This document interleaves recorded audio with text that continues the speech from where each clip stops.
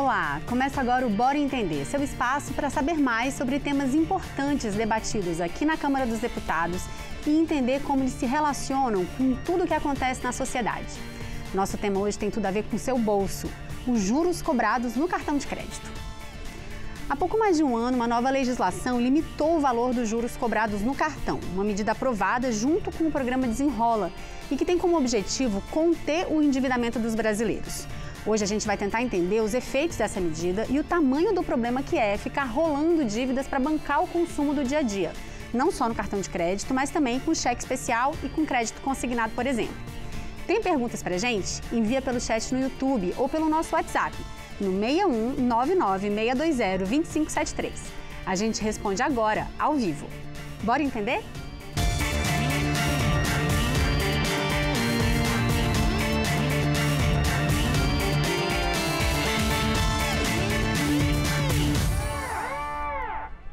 Para explicar esse tema complexo e com muitas variáveis, a gente trouxe para conversar com a gente um time de especialistas que faz parte das consultorias da Câmara, o corpo técnico de excelência que assessora os deputados na elaboração das leis e dos pareceres aqui na Câmara. Eu apresento para vocês 3 consultores legislativos da área de Sistema Financeiro e Defesa do Consumidor. Márcio Valadares, o Cassiano Negrão e Humberto Veiga.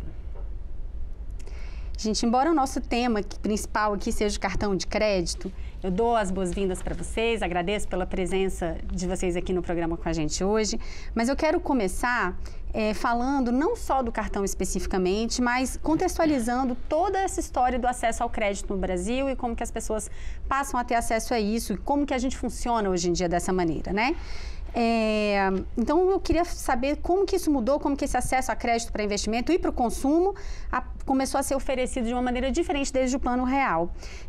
Então, eu te apresento, Cassiano, te dou as boas-vindas, agradeço pela sua presença aqui com a gente hoje e te peço para fazer esse panorama para a gente. Então. Obrigado. Boa tarde, Carol. Boa tarde, Márcio. Boa tarde, Humberto. Boa tarde, telespectadores.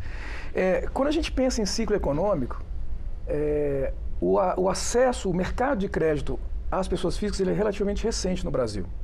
Como você bem colocou, com o surgimento do Plano Real, você tem uma estabilização da economia que cria as bases para uma oferta de crédito efetiva para os consumidores. Se nós formos lembrar, o Brasil nos anos 90 era uma economia fechada, começa a se abrir no governo Collor, tem essa estabilização do sistema financeiro no Plano Real, as bases são colocadas e aí começam a surgir outros eventos que vão ampliando o crédito ao consumidor. Você tem a inserção do Brasil nessa economia globalizada, você tem o desenvolvimento de novos produtos de crédito, novas tecnologias. Em 2003 você tem a chegada do crédito consignado, né, que foi uma verdadeira revolução, né? O crédito consignado, como ele tem a certeza do pagamento das suas parcelas pelo desconto na remuneração do empregado seletista ou no benefício do aposentado e pensionista ou na remuneração do servidor, ele tem juros muito mais baixos do que as outras linhas de crédito. E ele foi um sucesso no Brasil. Como ele tem a certeza de pagamento, ele não causa inadimplência, mas ele ocupa uma renda grande, uma parte importante da remuneração disponível das famílias e acaba contribuindo para o endividamento. Você teve também o desenvolvimento dos bancos digitais, uma ampliação na bancarização da sociedade brasileira, até eventos como o PIX, que não é um instrumento de crédito, né? O PIX é um sistema de pagamentos instantâneo, mas ele trouxe um enorme contingente de consumidores, de brasileiros que estavam fora do sistema financeiro e que chegaram ao sistema financeiro. E estando lá, passam também a ter acesso a linhas de crédito formal. Bom, a gente tem um gráfico que mostra essas concessões de crédito para a gente poder comentar, Cassiano. Essa é a série do Banco Central, ela começa em 2011. Mas se você for ver, a partir dos anos 2000, o crédito já começa a aumentar, realmente uma projeção bem assim, acentuada. E de 2011 para 2024, eu vi que ele sai de 80 bilhões para quase 310 bilhões de reais para pessoas físicas. Né? Aqui a gente está falando de um volume como um todo, nem tudo aqui é crédito pessoal, mas o crédito pessoal, o consignado, essas linhas de crédito ao consumo, todas foram seguindo essa linha de crescimento, né? Muito acentuado. E eu fico pensando como é que funcionava antes. A gente era um cenário de inflação, as pessoas certamente precisavam a cada mês de mais dinheiro, mas isso era uma coisa que não fazia parte mesmo do sistema financeiro como um todo, não existia essa oferta de crédito pessoal. Não, a gente pode inclusive se lembrar que um mecanismo que era usado para financiar a compra de bens e serviços era o consórcio. Uhum. Né? O sistema financeiro, ele não tinha interesse realmente no crédito às pessoas físicas por causa do risco envolvido. Sim. E porque eles tinham a garantia da remuneração no float bancário. Uhum. O float bancário, nos tempos de hiperinflação, é a diferença entre o recebimento do recurso e o pagamento, que ficava com o banco. O próprio banco não tinha interesse nessa concessão. Não tinha interesse. Entendi. Então, esse mercado começa realmente a se desenvolver com o plano real. Uhum. E junto com o acesso ao crédito, o Brasil começa a enfrentar um fenômeno que as economias maduras já enfrentavam, que é do superendividamento. Uhum. É sobre isso que a gente vai falar hoje bastante. Eu quero que o Márcio, te dou as boas-vindas. Márcio, obrigado por estar aqui com a gente hoje. Fale mais detalhadamente de um momento que o Cassiano já citou, que é essa entrada dos bancos digitais, desses outras modalidades de banco, que também muda aí, e a gente vê essa acentuação aí na oferta de crédito mais nesses últimos anos. Sim, boa tarde, Carol, Cassiano, Humberto. As instituições financeiras, além dessas questões macroeconômicas em que o Cassiano tocou, para conceder crédito, elas precisam de informação sobre os consumidores. Historicamente, a maneira de obter informação era o relacionamento bancário de médio e longo prazo. Alguém que recebia seu salário na instituição financeira, conhecia o gerente, depois de um tempo conseguia acesso a crédito. Na última década, a gente viu a ascensão de uma nova forma de obtenção de dados. Com um aplicativo no celular, a instituição financeira sabe onde você mora, que lugares você frequenta, onde você se alimenta, onde você trabalha. E a partir daí, pessoas um trabalhador informal, por exemplo, que não tinham relacionamentos bancários duradouros, que não tinham talvez aplicações financeiras e que, portanto, antes do surgimento desses novos dados, não tinham acesso a crédito, era uma parte da população que não era bancarizada, a partir daí as instituições financeiras conseguem traçar o perfil de risco de crédito deles, calcular a probabilidade de inadimplência e conceder crédito. Então isso se reflete no mercado de cartão de crédito também. A partir de meados da década passada tem um aumento considerável do número de usuários de cartão de crédito. Em 2022, se eu não me engano, o número de cartões de crédito emitidos, de usuários, já era o dobro da população economicamente ativa. E tem um aumento muito grande do saldo devedor também, decorrente da utilização desse instrumento, que é o que mostra esse gráfico, né? E grande parte desse aumento se deve à entrada no mercado de bancos digitais, que são bancos que operam predominantemente por meio de aplicativos, ou de forma digital, sem a necessidade de uma agência bancária, como a gente se acostumou com os bancos mais tradicionais. Os próprios bancos mais tradicionais também se adaptam a esse movimento e a gente nota um aumento também da emissão de cartões de crédito por eles. A gente vê que esses grandes bancos, né, os 5 maiores bancos no Brasil, que essa linha azul, continua lá no topo, a maior parte do saldo devedor está intermediada por eles, né? Mas o verdinho são esses bancos digitais que você está falando, que essa entrada aí no mercado faz com que eles superem outros bancos, né, que já estavam no mercado antes. Exatamente. Os 5 maiores bancos continuam com a maior parcela do mercado, mas em termos proporcionais, o crescimento dos bancos digitais é muito maior, né? Mais que triplica, mais que quadruplica, talvez, o saldo devedor junto a bancos digitais. E aí tem uma preocupação que surge ou que é reforçada a partir daí, que é grande parte das pessoas, dos novos usuários de cartão de crédito, são pessoas das classes C, D e E. Uhum. Elas preferem esses bancos digitais? Na verdade, muitas vezes é o único acesso, a forma de acesso que elas têm a crédito. Entendi. Esse é um público que tradicionalmente usa mais o rotativo, Se você paga o cartão de crédito... O que é o rotativo? O que a gente chama de rotativo? Pois é, se você usa o seu cartão de crédito, você está contraindo um débito que você tem que pagar na data da fatura. Você recebe a fatura tem uma data de vencimento. Se você paga até essa data de vencimento tudo que você contratou, tudo que você deve, aí você simplesmente utilizou o cartão como um instrumento de pagamento, você não tomou crédito. Se você não paga tudo ou alguma parte da dívida que você contratou, do débito que você contratou... O famoso pagamento mínimo. O pagamento mínimo, ou ainda que seja superior ao mínimo, mas que não chega a 100% do que você deve, aí você entra no rotativo. O rotativo aí já é uma operação de crédito e é uma operação de crédito com taxas relativamente muito altas. Quer dizer, em comparação com outras formas de tomada de crédito, as taxas do rotativo são muito altas. E aí há uma preocupação de que as pessoas talvez não entendam muito bem onde elas estão pisando. Tem dados que mostram que os bancos digitais operam, principalmente com pessoas das classes C e D, 80%, uma pesquisa da Associação Brasileira de Crédito Digital mostra que cerca de 80% desses novos clientes são das classes C, D e E. E tem pesquisas do SPC, do Serviço de Proteção ao Crédito, da Confederação Nacional de Dirigentes Lojistas, que mostram que um número muito grande, talvez 80%, se está dado de cabeça é sempre arriscado, mas pelo que eu me lembro, cerca de 80% dos usuários de cartão de crédito não sabem qual é a taxa média mensal do rotativo, caso não sejam capazes de pagar, em que eles vão entrar, caso não sejam capazes de pagar integralmente a fatura. Cerca de 50% dos usuários de cartão de crédito não se lembram como usaram, para que produtos ou serviços adquiriram no mês anterior, em quantas vezes parcelaram as suas compras. Então, são dados que levantam dúvidas sobre se esse instrumento está sendo usado de forma racional, vamos dizer assim.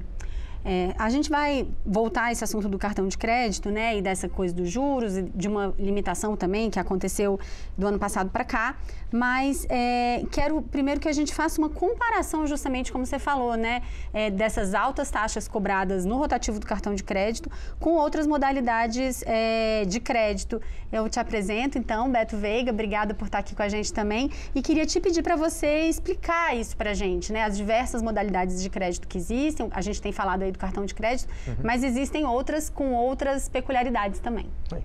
Bom, boa tarde, Carol, boa tarde ao Márcio, Cassiano e aos espectadores.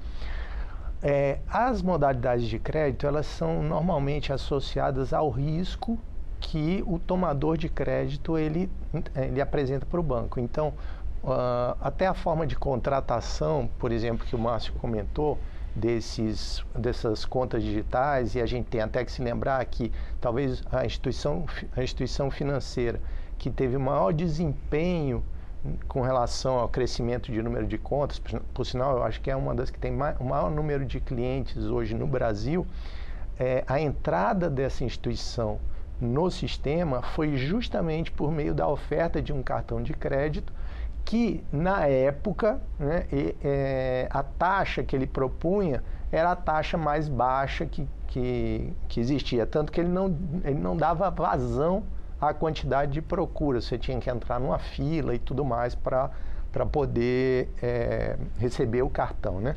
Então, esse instrumento, né, que é o cartão de crédito, que é entregue dessa forma, como o Cassiano explicou, aliás, como o Márcio explicou também, que foi a questão de uma nova ferramenta de avaliação de como é que o cliente, como é que eu avalio o relacionamento com o cliente, diferentemente do que era no passado, que você tinha um relacionamento bancário e tal. Um passado bem passado mesmo, que hoje já foi, né, já foi. Então, essa forma, ela traz menos garantia para a instituição financeira. É o caso, por exemplo, de você, diferentemente de você contratar um crédito para adquirir um automóvel.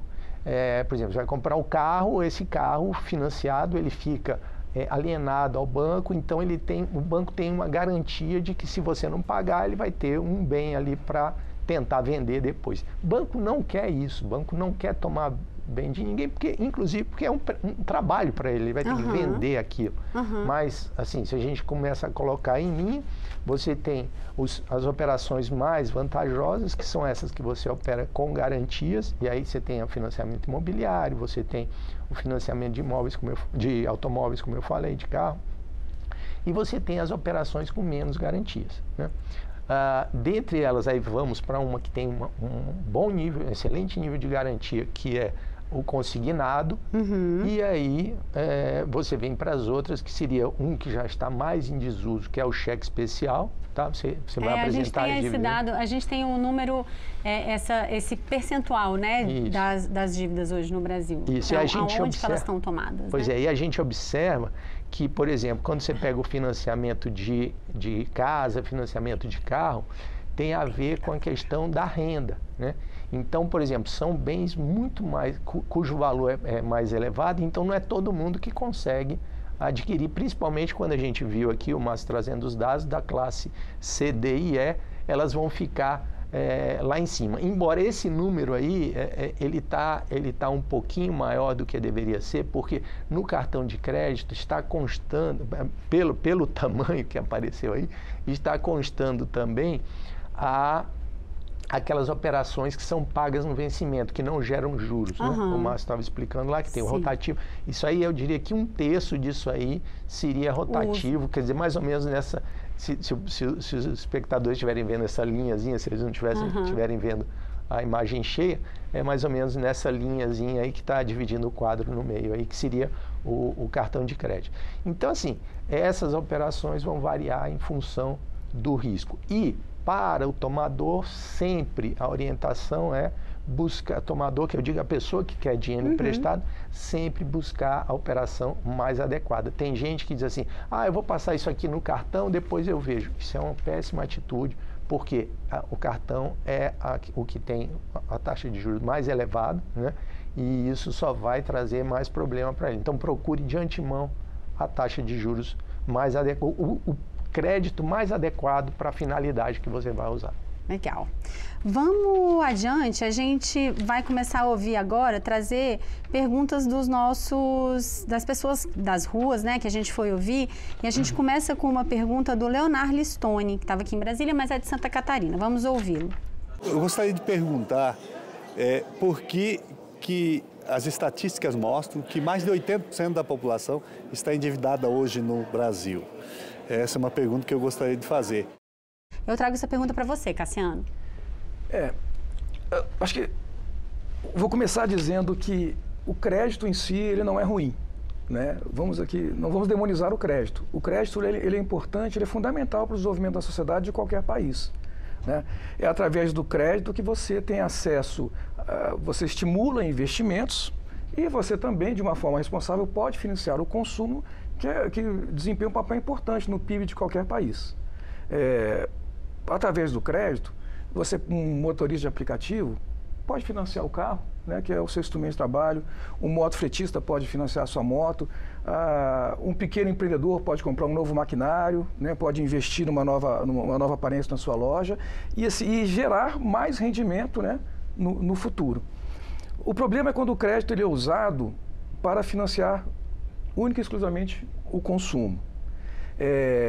A nossa sociedade foi evoluindo, como nós vimos, né? Houve uma expansão enorme na oferta desse crédito, por um lado, e por outro você tem uma pouca familiaridade do brasileiro com o crédito.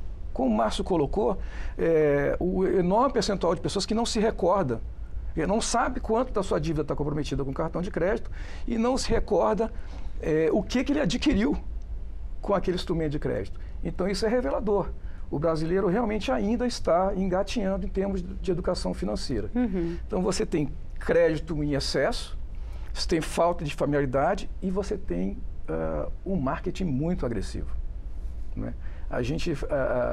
Nós sabemos o problema que é, por exemplo, com os idosos e o crédito consignado. É uma enorme massa da população que é bombardeada com ofertas de crédito e às vezes tem créditos contratados em seu nome sem que sequer tenha autorizado. Houve um momento que havia até ligações para a casa dos aposentados com essa oferta, né? Exatamente. Isso é um problema que, inclusive, vem sendo enfrentado pelo Parlamento. Recentemente, foi aprovada aqui na Câmara uma lei que institui uma multa de 10% aos bancos em caso de operações de crédito consignado não autorizadas pelo tomador, né? Ele foi aprovado na Câmara, está no Senado. Lá no Senado, ele foi aprovado com o texto original da Câmara em todas as comissões e está aguardando a votação em plenário. Eu acho que seria uma grande conquista.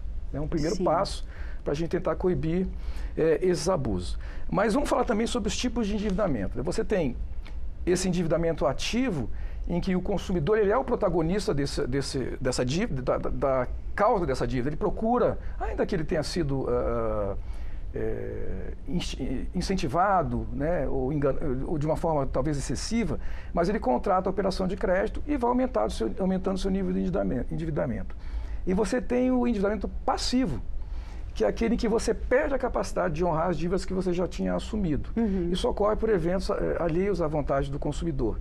Pode ser fatos como a perda do emprego, uma doença na família, uma separação. Né? Tudo isso reduz a capacidade de pagamento do consumidor.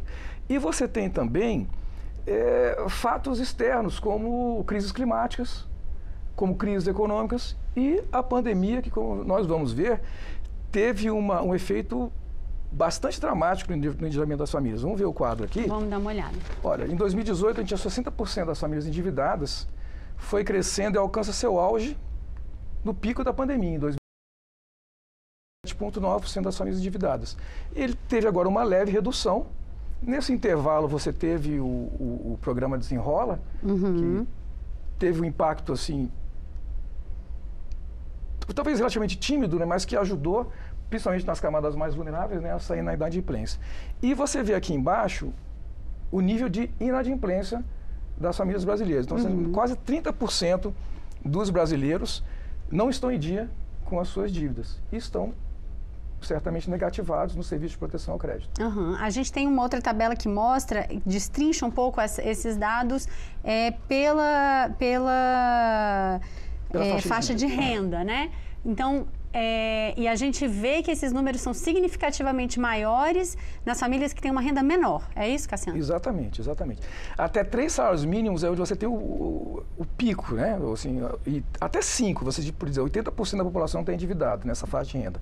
E conforme você vai crescendo, vai aumentando a renda, você vai reduzindo um pouco, eles têm mais recursos disponíveis mesmo. Agora, quando a gente olha para a inadimplência... Vamos ver aí a próxima que fala das dívidas em atraso. E aí a gente vê realmente a situação dramática, né, das famílias de menor renda. Entre 0 e 3 salários mínimos, 37,8% das famílias estão inadimplentes. Mais de um terço. E quando você vai subindo na faixa de renda, com mais de 10 salários mínimos, apenas 15%. Isso demonstra que elas estão endividadas, mas elas estão preservando a capacidade de honrar os seus compromissos nas faixas mais elevadas. Sim. Então, é um problema de endividamento, como fica bem claro, é um problema social. Sim. Tem ainda um terceiro dado que a gente traz também, das famílias que não terão condições de pagar as dívidas. Esse é o cenário mais desolador. São famílias que, quase 19% das famílias até 3 salários mínimos estão inadimplentes e não têm condições, no horizonte de médio prazo, a sair dessa situação de inadimplência. Então, elas realmente estão num ciclo de dívida e estão, temporariamente, retiradas do mercado de consumo. Sim. Né, sem acesso a bens essenciais. Porque nessas camadas de renda mais baixa, elas têm necessidades superiores à capacidade de renda delas. Elas acabam realmente usando os instrumentos de crédito que dispõem para financiar o dia a dia. Como se estivesse permanentemente em dívida. Exatamente. Como se esse fosse o estado normal. Eu queria só acrescentar um negócio. Isso é muito parecido com a questão da tributação, porque, por exemplo, o consumo, as pessoas que têm a renda menor, elas consomem um percentual da renda integral. Quer dizer, consomem quase toda a renda. Né? Ela recebe e gasta basicamente tudo que tem. O que muda com as pessoas de renda mais alta, que ela não consome tudo que ela ganha. Né? Então, um pedaço da renda dela não é consumido. Por isso que você tributar a renda de forma, vamos dizer assim, se você botasse uma alíquota única, você estaria tributando muito mais as pessoas que estão ganhando menos. Né? Porque percentualmente tudo é consumo, Tudo né? é consumo. Se você tributa no consumo, Sim. Né? Você tributa no consumo. A gente foi ouvir as pessoas nas ruas, vamos ver se a gente vai conseguir trazer as entrevistas, acho que sim. E as perguntas que elas trazem são quase todas no sentido mesmo das perguntas ali, da vida real delas, né? Da capacidade de endividamento, e perguntas mais práticas. A gente traz 2 perguntas na sequência, da Eduarda Esposito e do Cleiton Martins, que vão nesse sentido. Vamos ver se a gente consegue ouvir. quais são as causas principais que fazem as pessoas ficarem endividadas e depois superendividadas? Como o superendividamento afeta a economia do Brasil? Eu trago essa pergunta para você, Beto. Bom, então são duas perguntas assim. Primeiro, para você atingir o superendividamento, e aí vou até depois pedir uma ajuda, eu acho que o Cassiano vai complementar aqui, mas você extrapola a sua capacidade de pagamento, né? Então você extrapola a capacidade de pagamento, você assume, principalmente na faixa do consumo, e foi um dado que o Cassiano trouxe aqui, quer dizer, quando você, e o exemplo que ele deu da questão por exemplo, quando você usa o recurso para adquirir um carro, para fazer, né, você é um motorista de aplicativo, você vai gerar renda com aquilo ali, tá tranquilo, né, porque você tá comparando o custo que você está pagando pelo dinheiro com o ganho que você vai ter. Quando você leva isso para o consumo, não existe ganho financeiro, existe um ganho social de você, né, se colocar na sociedade, ou às vezes, inclusive, quer dizer, várias vezes, para se manter, né, consumir alimentos, essa coisa toda. Já no lado então, no superendividamento é quando você extrapola esse lado. Agora, a pergunta que foi feita pelo... acho que é Antônio. Pelo Antônio, ela é muito relevante, que é a seguinte: como o superendividamento afeta o país? Olha, veja o seguinte, se eu vou investir, eu sou um investidor internacional ou um investidor local, um cara que tem muita grana e quer botar dinheiro para construir uma fábrica, para construir uma loja nova e tal. O que eu vou olhar? Eu vou olhar o seguinte: qual é a capacidade que aquele país tem de gerar consumo para mim? Quer dizer, eles vão comprar os meus produtos, né? Eles vão adquirir os bens que eu vou estar colocando no mercado? Quanto mais superendividado estiver o país, mais longe eu vou ficar daquilo ali, porque eu não vou ter para quem vender. A menos que eu monte ali uma estrutura que vai vender para fora, que vai exportar. Se for para vender dentro do país e o país estiver superendividado, não tem porquê. E aí é o que acontece. O investidor, ele olha para esses números. Tá? Ele olha para esses números e ele vê, poxa, meu mercado consumidor vai diminuir. Tá certo? Então, é um impacto considerável e é muito difícil você resolver isso, porque quando você olha, por exemplo, um lojista, ele tem consciência de que se o cara vai comprar um produto, vamos imaginar uma geladeira financiada, ele vai pagar basicamente 2 geladeiras, vamos imaginar. Era muito melhor ele dizer o seguinte: olha, faz o seguinte, junta o dinheiro que você vai pagar nas prestações, volta daqui a X dias e você vai me comprar a geladeira e você ainda vai ter dinheiro para comprar mais, sei lá, um liquidificador, um fogão, uma coisa assim. Só que seria loucura ele fazer isso, porque ele vai perder a venda. O cliente naquela hora. Então, assim, nós vivemos uma situação que realmente, né, o superendividamento nos leva, né, e esse comportamento do consumidor e dos agentes em geral nos leva a só piorar, né? Sim. Buscar quadro. uma solução para isso é cuidar das finanças e até, sei lá, da saúde mental das pessoas em última instância, né? E cuidar da economia do país como um todo, porque tem esse impacto... Isso tem impacto brutal na bem economia. Grande. Eu queria fazer Claro. uma observação. O superendividamento, assim, ele foi acompanhando a oferta de crédito, né, a expansão do crédito do Brasil, e se tornou um problema a partir dos anos 2000, mas a partir de 2010 ele ganha contornos realmente dramáticos. E é nesse ano que começa-se a cogitar de uma atualização no Código de Defesa do Consumidor para tratar desse superendividamento.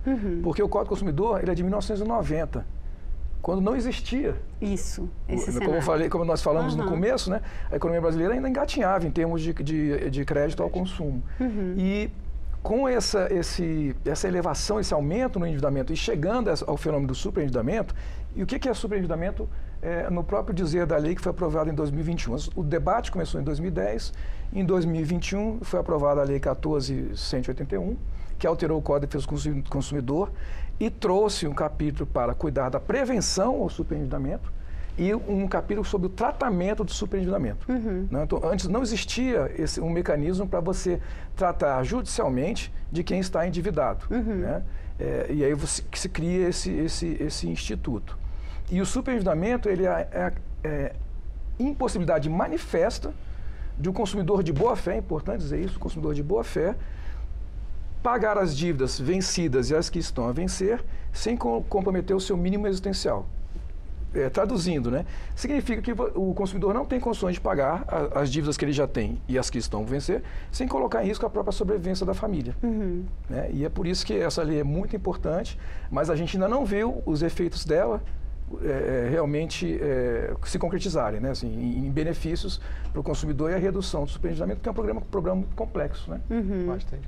Mas a lei protege ele de alguma maneira? Sim, ela trouxe mais rigor na oferta de crédito, trouxe uma série de restrições às propagandas, coisas como crédito de custo zero, né, crédito sem juros, esse tipo de expressão não pode ser mais utilizado. Sim. E essa coisa do perfil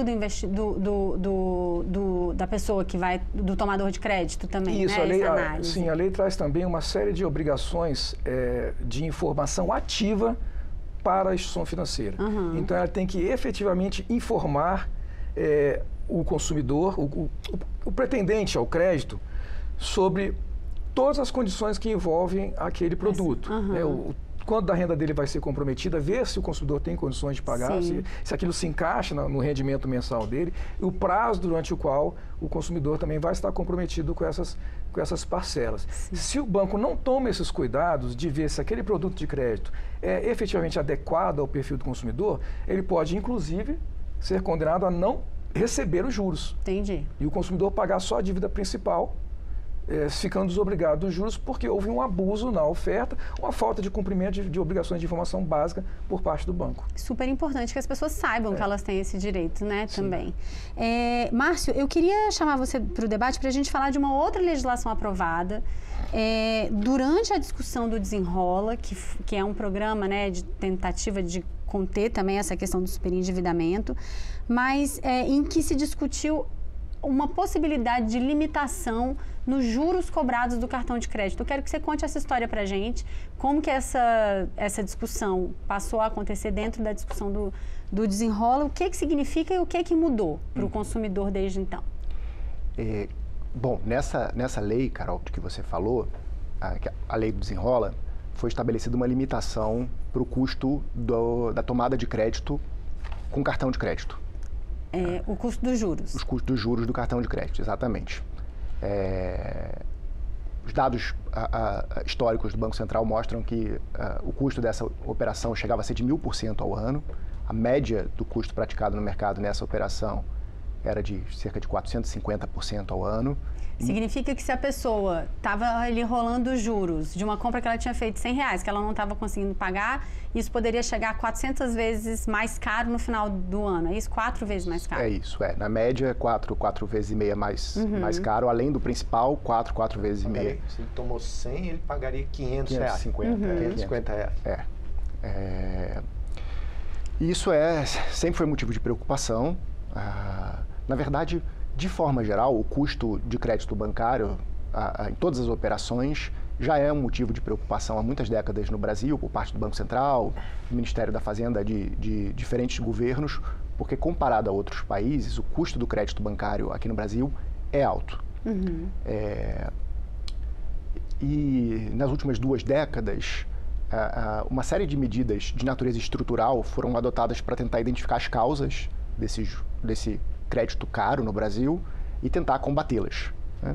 Grande parte delas está relacionada à inadimplência, a custo de recuperação de crédito pelas instituições financeiras, então consignado, outras formas de garantia foram criados com essa perspectiva em mente. Quer dizer, você dá mais garantia de recuperação de crédito para reduzir a exposição a risco de instituições financeiras, com isso diminuindo o risco de inadimplência. O custo de crédito não fica tão alto. Elas cobram menos, risco e retorno. Né? A instituição financeira vai cobrar um custo proporcional ao risco a que ela acha que está exposta. Isso teve um efeito, mas em relação a cheque especial e cartão de crédito, essas taxas muito altas, mesmo para o padrão brasileiro, não foram resolvidas. E aí, volta e meia, surgia uma proposta de limitação de taxa de juros. A gente resolveu, num estudo feito a algumas mãos, Cassiano e eu somos alguns dos coautores, entender melhor a experiência internacional com esse tipo de intervenção no mercado de crédito. É uma coisa relativamente comum, Em 2020, pelo menos 108 países adotavam alguma espécie de teto de taxas de juros nos seus respectivos mercados bancários. E tem alguns estudos que a gente olhou para eles e que tentam identificar os efeitos desse tipo de política. E um desses estudos de economistas do Banco Mundial é muito interessante e divide ou classifica esse tipo de intervenção, o estabelecimento de teto, em duas categorias diferentes.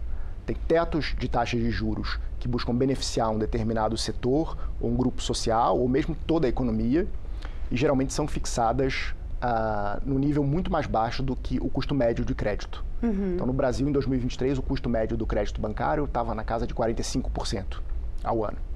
Então, uma taxa inferior a isso seria uma taxa que beneficiaria muito um determinado setor. Na verdade, bem inferior a isso, né?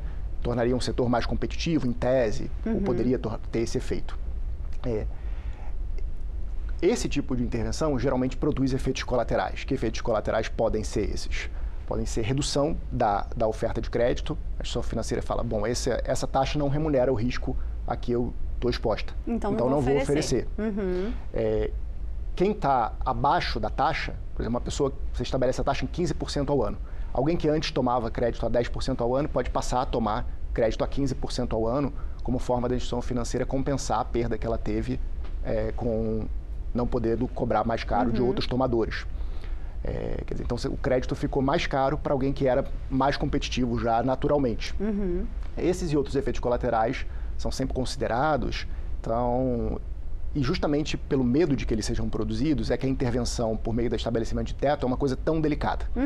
Mas esse estudo dos economistas do Banco Mundial identificou um outro tipo de intervenção, que é um tipo de intervenção voltado a proteger consumidores, pessoas vulneráveis, consumidores, e que envolve o estabelecimento de taxas em níveis muito acima da média de mercado.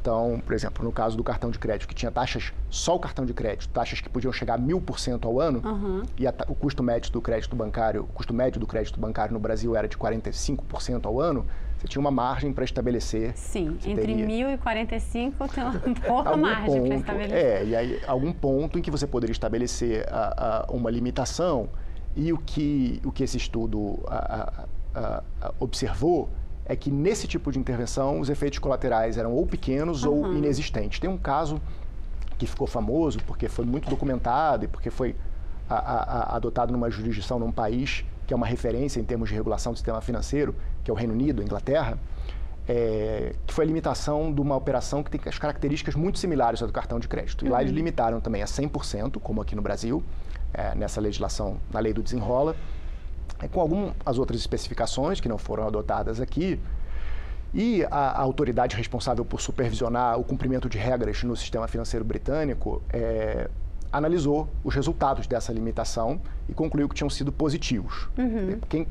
Uma parte dos tomadores de crédito ficou excluída, não conseguia mais tomar crédito por esse instrumento, mas quem continuou tomando crédito, pagava taxas mais baixas, podia parcelar em prazos maiores, e mesmo entre as pessoas que foram excluídas, que deixaram de ter acesso a crédito depois dessa limitação, a maioria dessas pessoas considerou que estava numa situação melhor do que estaria se tivesse tomado crédito. Sim.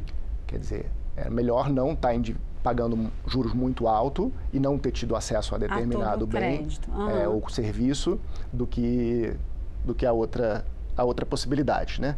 O que essa tabela nos mostra, assim, indicador do custo de crédito, do crédito rotativo? A gente está falando aí das pessoas que estão pagando juros no cartão de crédito. Isso, quem cai no rotativo, né? Então, tradicionalmente o rotativo era a linha de crédito, vamos dizer, para que todo mundo que não pagava a fatura na data do vencimento integralmente era direcionado, e aí as pessoas ficavam no rotativo. Até 2017, ficavam no rotativo, que tem essas taxas muito altas, indefinidamente, né?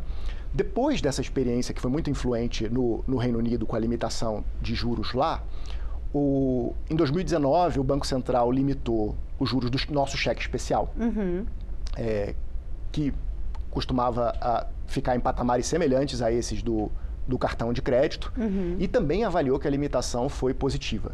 O Banco Central, analisando os resultados dessa intervenção, observou que não houve redução na oferta de crédito e que as instituições financeiras deixaram de receber 10 bilhões de reais por ano com juros, depois da limitação de juros. Então, esses 10 bilhões de reais por ano era um valor que as instituições extraíam dos consumidores por causa de uma vulnerabilidade dos consumidores. Mesmo com a limitação, o volume de crédito nessa linha, no cheque especial, não caiu. Para o banco não foi ruim e as pessoas pararam de... Na verdade, para o banco foi ruim, porque são 10 bilhões a menos de juros e as pessoas passaram a pagar menos juros, os tomadores. Sim. Não, porque, só um detalhe que eu queria... É que você falou assim, por exemplo, na realidade, o volume de crédito é o que interessa, porque o grande argumento é dizer o seguinte, olha, se segurar a taxa de juros, o volume de crédito vai cair porque os bancos não vão mais emprestar, os emprestadores não vão mais emprestar. Ora, se o volume continuou o mesmo, tá certo? Esse argumento aí não foi válido. Nesse caso, onde você tem discrepâncias muito grandes, que era o caso do cheque especial, que tinha uma taxa absurda e que, por sinal, ainda hoje a taxa, o limite é bem alto, não é isso?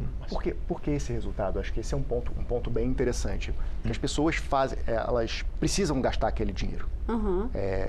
Ou pelo menos elas têm essa necessidade de que não podem terminar o mês sem fazer determinada compra. E aí, para elas, se há uma necessidade, não importa muito se a taxa é de 100, 200, 300 ou 400% ao ano. Então, elas vão contratar de qualquer maneira. Além disso, no caso do cheque especial, também tem uma questão de concorrencial, porque demora até o banco saber o perfil de risco da pessoa para quem ele vai estender o cheque especial. Então, antes de você contratar uma conta corrente, você pode escolher entre vários bancos. Mas uma vez que você tem uma conta corrente com um banco, é muito difícil você abrir um cheque especial no dia seguinte. Sim. Você abrir no outro banco e tal. Abrir no outro banco demora e você tem uma despesa urgente que você precisa contratar, então para você não importa. Você vai contratar de qualquer jeito. E houve também uma migração do cheque especial para o cartão de crédito, entendeu? Porque é até meio que anacrônico, até o nome, né? Porque antes o cheque especial era uma distinção, era um produto que, antes eu vou te falar, antes de 94, que era o que foi a entrada do Plano Real. Então, até 94 era uma distinção, não era dado o cheque especial para todo mundo, justamente porque as taxas eram absurdas, então ele só servia como uma distinção. Então, você tinha um talão de cheque, sei lá, dourado. É engraçado até pensar que o nome continua sendo cheque especial se a gente nem tem mais cheque. Né? Isso, e aí virou o quê? Na realidade, a ideia cheque especial era um limite na conta da pessoa, ou seja, que que fora do Brasil o pessoal chama de saque a mais, tá certo? Quer dizer, tem um nome em inglês, é overdraft, né? Quer dizer, você fez um saque acima do seu montante, do que você tinha na conta. E com o cartão de crédito você não precisou mais disso, né? Porque o cartão de crédito, ele não tem mais a ideia de conta corrente, ele é um instrumento de crédito à parte que funciona exatamente com a mesma lógica, né? Agora, esse é um ponto que tem que ser olhado com cuidado, porque quando houve a limitação do cheque especial, é justamente um momento, em uma sobreposição temporal, é o momento em que aumentou o acesso de pessoas ao cartão de crédito. Então, essas características do cheque especial, tipo, um consumo de necessidade, de que a pessoa não pode abrir mão e por isso ela está disposta a pagar qualquer taxa que seja, talvez podem ter migrado para o cartão de crédito, principalmente para as pessoas que têm acesso a só um cartão de crédito. E o pessoal até brincava, né, que o cartão de crédito, aliás, que o limite do cheque era parte do salário dela. Né? Sim. A pessoa considera... Passou a entender dessa maneira. Quando começou essa história do crédito, foi para aí. Vamos adiante para a gente ouvir as perguntas das pessoas. A gente tem uma pergunta do Gilson da Silva, vamos ouvi-lo. O endividamento, ele provém de uma discrepância entre a receita e a despesa. Então, um aumento muito grande da despesa, mais do que a receita proporciona. Então, hoje, o custo de vida nosso, ele está mais alto, os preços dos produtos estão maiores, a gasolina subiu, os produtos, de um modo geral, subiram, né? E o nosso salário continua o mesmo. A pergunta que eu faria é assim, como equilibrar essa conta? Sendo que eu não tenho de onde tirar esse valor a mais, porque meu salário continua o mesmo e a correção que dá no meu salário ela é muito desproporcional ao aumento que os produtos ganham, né? Como eu equilibraria isso? Eu trago essa pergunta para você, Beto. É uma pergunta cruel, né? Porque, de fato, como que a gente fala, não se endividem. Mas o que o Gilson fala é a pura verdade. Infelizmente, não dá para trazer uma notícia boa aqui, como o Cassiano fala, mas assim, qual é a questão aqui que ele está vivendo? Isso aí é a questão da inflação. Né? Ele retratou a inflação. A inflação, ela tira renda da pessoa. Né? Porque ele está com um determinado produto, ele consome aquilo e a inflação vai subindo e vai reduzindo a renda disponível dela até fazer o que ele alega ali, que é reverter, ou seja, passou a despesa, ela ultrapassou a renda. Né? Então, nesse caso, a gente não tem muito, como o Cassiano falou, não tem muito boa notícia para dar, né? Que é o seguinte, é um controle de despesa, ou seja, tentar reduzir ao máximo, tirar os excedentes onde é que possa eventualmente surgir, o que não é fácil, principalmente dependendo da renda que a pessoa tem e das características de consumo necessárias mesmo. E a segunda coisa é renda extra, ou seja, procurar agregar alguma atividade que gere mais renda até se fazer essa equalização, né? Mas, infelizmente... Gente, parece incrível, mas a gente está indo para os 15 minutos finais do programa e eu queria passar por outros assuntos, o quanto a gente ainda consegue cobrir aqui do que a gente tinha conversado.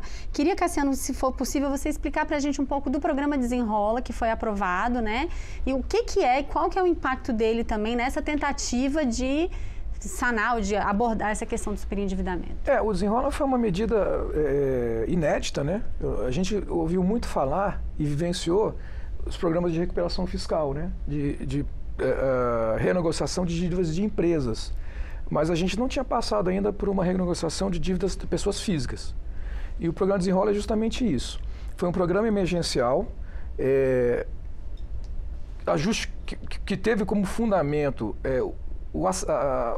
o agravamento do endividamento no período de pandemia. Então ele chega em 2023, pós-pandemia, ainda havia uma retração muito grande na atividade econômica, ainda havia uma redução de postos de trabalho que não tinham sido compensados, né? E foi apresentado um projeto de lei, uma medida provisória primeiro pelo governo, estimulando a renegociação e a retirada de uma parte da população dos sistemas de proteção de crédito, né? Da negativação. Ele tinha duas faixas, mas acho que o principal, o que teve mais significação social, foi a faixa 1, em que havia um estímulo para que os credores, nesse caso, bancos, os prestadores de serviços públicos como energia e água, né, e as lojas, os varejistas também, né, que eram as principais fontes de endividamento desses consumidores. Então, houve um estímulo para que esses credores participassem do programa, oferecessem descontos, né, nos créditos que eles detinham, diminuindo a dívida dos consumidores, e os consumidores com rendimento até 2 salários mínimos e com dívidas de até 5 mil, poderiam quitar essas dívidas ou com recursos próprios, o que foi um volume pequeno, ou fazendo uma nova renegociação, quitando a dívida e fazendo uma nova operação de crédito com juros de 1,99% ao mês e no prazo de até 80 meses. Mas com um grande diferencial, que é a garantia do governo. Foram utilizados recursos do Fundo Garantidor de Operações, FGO, do Pronamp, para garantir essas operações e estimulando os bancos a efetivamente repactuarem essas... Teve bastante gente que entrou nessa repactuação. 15 milhões nessa faixa, de até 2 salários mínimos, 15 milhões de pessoas foram beneficiadas e o volume de operações chegou a 53 bilhões de reais. E aí a gente entra numa pergunta que eu ia fazer um pouco mais para frente, mas já quero me antecipar a ela, falando de um certo discurso que surge também nesse momento e que a gente ouve também, né, sobre a necessidade de garantir o poder das pessoas, o poder de compra das pessoas, né, como se a inclusão social passasse pelo consumo. Então, é a relação entre consumo e cidadania, né? Eles andam juntos num ambiente saudável. Por quê? O desenvolvimento de uma sociedade, ou de um mercado, depende de consumo. Depende de um ambiente que as pessoas tenham acesso a bens e serviços de qualidade, para que elas possam, de uma forma livre e consciente, exercer o ato de consumo. Então, assim, é importante que você tenha um mercado de consumo em que os princípios básicos do consumidor, o direito à informação, o direito à publicidade clara e verdadeira, né, a transparência, a coibição de abusos, que tudo isso seja garantido para que ele atinja a sua finalidade, de desenvolvimento social e econômico de um país. O problema surge quando você tem excessos, tanto na oferta, né, quanto no próprio consumo. A gente vive numa sociedade, quando a gente entra numa sociedade de mercado, o mercado também depende demais desse consumo e ele incentiva, às vezes, o consumo de uma forma exagerada, né? E a nossa realidade hoje em dia, o desenvolvimento da economia digital, das redes sociais, também estimula isso. No passado, a gente recebia propaganda e publicidade em determinados momentos. Sim. No intervalo da televisão ou no encaixe do jornal. Hoje em dia, com o acesso ao celular, nós recebemos propagandas diretas ou indiretas 24 horas por dia. Sim. E isso incentiva as pessoas a consumirem e não levarem em consideração a capacidade de pagamento que elas têm. Então elas têm o sonho de consumo e hoje em dia elas têm a possibilidade de realizar esse sonho, mas colocando em risco a sua saúde financeira. E às vezes grandes ou pequenos sonhos de consumo, né? Porque do mesmo jeito que às vezes a pessoa se endivida por uma grande coisa que ela quer, ela às vezes também se perde no controle de pequenas compras que vai fazendo ao longo do mês, o tempo inteiro, porque isso está fazendo parte mesmo, né? Da sua vida social ali nas redes sociais e tudo mais, né? Só um detalhe com relação a isso. Primeiro, a questão das redes sociais e a forma de publicidade hoje, ela é muito mais elaborada, ela tem uma capacidade, por exemplo, tem um envolvimento científico absurdo, então hoje as pessoas não só lhe conhecem mais do que você se conhece, assim mesmo, e elas entregam uma necessidade constante de adquirir ou de se parecer com A, B ou C, né, isso numa análise mais baixa.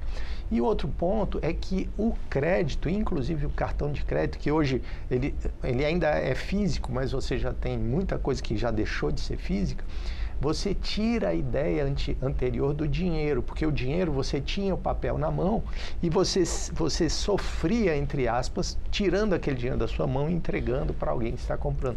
Hoje é uma transação indolor, exatamente. Ela só vai doer lá na frente quando você vê. Então, levou a um nível de abstração gigante e, né, que está conduzindo para isso. Vamos adiante, vamos trazer mais uma pergunta da Eliane Porto, do Maranhão. A dúvida que eu tenho é como a pessoa passa de um endividamento por um superendividamento. Será que quando o endividamento já não tinha acendido a luz, pelo menos amarelo, explicando que alguma coisa está errada? Márcio, eu trago essa pergunta para você. Existe como saber o limite entre uma coisa e outra? Eu queria aproveitar essa pergunta também para comentar algo que a gente falou um pouco na preparação do programa, que é a diferença entre você ter um crédito para um consumo, para um gasto ali pessoal, e a lógica anterior que a gente tinha, que era você tomar um crédito para o investimento, para o carro do Uber, como a gente falou mais cedo. Quais são as características? O que diferencia essas duas? Carol, o que acontece? O Cassiano falou sobre isso um pouco mais cedo. A oferta de crédito é super importante para a economia. Graças a crédito, a projetos que podem gerar empregos, recolhimento de tributos, contratação de fornecedores, podem ser tirados do papel.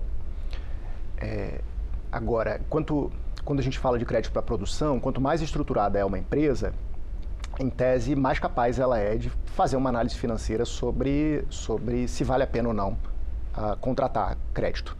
Então, eu vou contratar essa linha de crédito junto a um banco ou por alguma outra via e vou pagar 20% ao ano, mas eu vou aplicar aqui no meu negócio, vou aplicar nesse projeto que eu tenho na gaveta, pronto para ser construído. Quanto isso vai gerar? Vai gerar 40% ao ano de retorno para mim? Bom, então vale a pena, eu vou tomar, vou pagar a instituição financeira, vou tocar o meu projeto, em consequência disso eu vou contratar, vão ser gerados postos de trabalho, vou pagar tributo, uma série de benefícios sociais vão ser gerados a partir daí. Então a oferta de crédito foi boa para a instituição financeira, foi boa para o produtor e foi boa para a sociedade como um todo. E o crédito para consumo também pode ser bom, né? Mas o que pode acontecer é que talvez a análise dessa relação de custo-benefício de uma operação de crédito pode ser mais difícil para consumidores e talvez para determinados consumidores, em primeiro lugar porque muitas vezes você está comparando valores de uma escala diferente. Enquanto vale antecipar a compra de uma TV que eu poderia comprar à vista daqui a 6 meses para hoje? Quer dizer, vale 20% ao ano? Vale 30% ao ano? Se for ter uma Copa, né, Márcio? Muda tudo. Pois você está comparando escalas diferentes e isso não é fácil. Em segundo lugar, porque dependendo do grau de familiaridade financeira, mesmo a análise puramente das taxas de juros pode ser complicada, né? A gente viu essa pesquisa do SPC e da Confederação de Dirigentes Lojistas mostrando que as pessoas muitas vezes não sabem, grande parte das pessoas que tomam crédito por meio do cartão de crédito não sabem quanto vão pagar caso entrem no rotativo. Então, pode haver alguma vulnerabilidade, parece que há, né? Uma vulnerabilidade de determinados grupos sociais. E aí, nesse caso, talvez a tomada de crédito não seja socialmente desejável. E a gente cai naquela máxima, né, que é quase um clichê da necessidade da educação financeira, que é uma coisa que falta muito, né, aqui no Brasil. A gente tem uma pergunta do Joel Almeida, que eu vou trazer para o Beto para a gente falar um pouquinho disso. Vamos ouvi-lo. É melhor para um controle melhor das finanças, é melhor pagamento à vista ou parcelar no cartão se torna melhor, para não chegar a um superendividamento? O pagamento à vista, né, ele tem uma série de vantagens. Eu imagino aqui que ele esteja comparando com o pagamento o que eles colocam sem juros no cartão, que na realidade não existe, né? Porque, por exemplo, ninguém aqui aceitaria receber o salário em 10 vezes o mesmo valor. Então, por que o cara vai vender o produto em 10 vezes? Quer dizer, existe uma compensação salarial, uma compensação financeira, né? Então ele pergunta se é melhor pagar à vista ou pagar parcelado no cartão. Se for nesse caso, né, de ser exatamente o mesmo valor, financeiramente pode ser, aliás, é melhor você pagar parcelado. O problema é você ter o controle disso e ter uma alocação desse dinheiro. Isso é, você vai pegar esse dinheiro que você não pagou à vista e você vai aplicar para desse dinheiro tirar as parcelas e no final você ter. O que geralmente 99% das vezes não acontece. Então, assim, ainda que seja melhor, e o Márcio foi certeiro na história, ele falou de uma comparação quase impossível, que é eu comparar uma emoção com um valor financeiro que eu sequer sei calcular, né? Na maioria das vezes eu não sei fazer essa conta. Cara. Quanto que vai custar eu comprar essa televisão agora que eu poderia comprar daqui a 6 meses? Né? Não sei, né? Simplesmente não sei. Então, nesse caso, é mais aconselhável que ele faça para a sua saúde financeira pagar à vista. Agora, com relação à educação financeira, é um outro problema já em 2007, se não me engano, 2007, 2009.